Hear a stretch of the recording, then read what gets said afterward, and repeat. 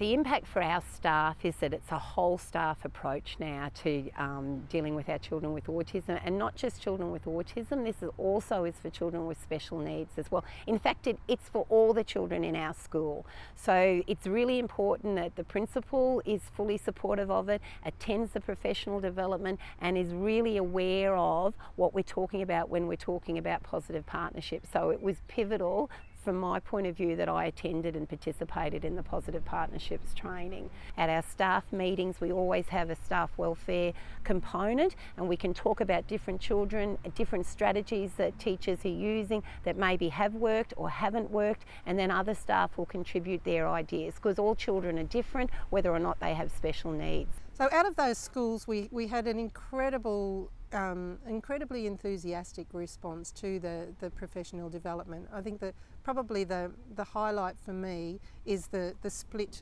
system and the fact that they have a project to complete and then come back to share that project with other schools for their second 2 days, and then build on that for another 3 months with support from a key local professional, and then celebrate that project at the end.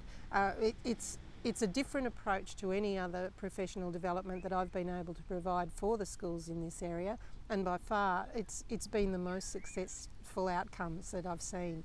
We had one school in particular that focused on the outdoor settings, because they found that while they were coping quite well in the classroom, the unstructured time and the unstructured setting of the playground was incredibly difficult for kids on the spectrum.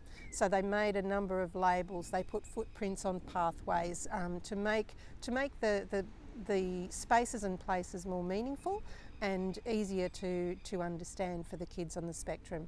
What they found as a great spin-off was that not only did it help the kids with ASD, but it also helped everybody else in their creative play. So what I've seen developing in Gippsland as a result of positive partnerships is just a greater awareness of what autism is, more flexibility in the approaches that are being taken to support kids on the spectrum, but not only the kids, the families as well, and the teachers. There's been more collaboration between home and school. We were able to establish a fabulous collaboration with the Catholic Education Office at the SAFE conference also. So we combined with them to do a presentation to the whole conference, and that was a great success. So we were able to take positive partnerships to the people.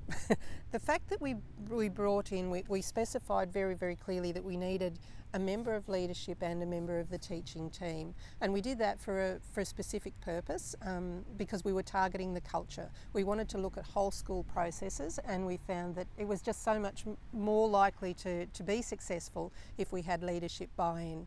And so we were able to get a number of principals and assistant principals into the teams, and they added a fabulous dynamic to the planning and the preparation, because immediately we were able to say, well, this is a great idea, yes, we can make that happen, because we had the people who could have the influence in making those decisions right there at the table. Any effort that we put into planning and preparing on a whole school basis will pay off tenfold in reduction in stress and in anxiety right across the school. Being involved in positive partnerships is just, from a professional point of view, has been pivotal in just how we're looking at autism within our school. We dabbled in different things. We'd send people off to one-day workshops and they would come back with some knowledge, but now, because we've done it as a whole staff, so the information has gone to the whole staff, and the ownership of our children with autism is a whole staff approach.